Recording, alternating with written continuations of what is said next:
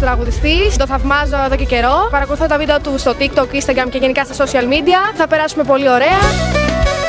Δεν υπάρχουν λόγια για τον Παρχαρίδη. Ο Παρχαρίδης είναι μια κατηγορία μόνος του. Γεννήθηκα στη Γερμανία. Έχω έρθει εδώ στον Καλαμώνα για να ακούσω τον Παρχαρίδη. Είμαι πόντια και χορεύω εδώ και 25 χρόνια σε σύλλογο στη Γερμανία. Ζω στο εξωτερικό, στην Ελβετία, και σήμερα ήρθα σε αυτή την πολύ όμορφη γιορτή για να δω τον κύριο Παρχαρίδη να τραγουδάει, τον Αλέξη τον Παρχαρίδη, ο οποίος τιμά την παράδοση και μας φέρνει όλο και πιο κοντά σε αυτήν. Μια περίπτωση ασύγκριτη με κάτι άλλο, γιατί είναι πολυτάλαντος. Είναι ηθοποιός, είναι κωμικός. Ξέρω από παιδί από όταν ξεκίνησε από τα αλωνάκια. Εγώ τον Αλέξη τον ακούω από μικρός. Σαν άνθρωπος ο Αλέξης ξεχωρίζει για το χαρακτήρα του. Ευχόμαστε μια όμορφη βραδιά.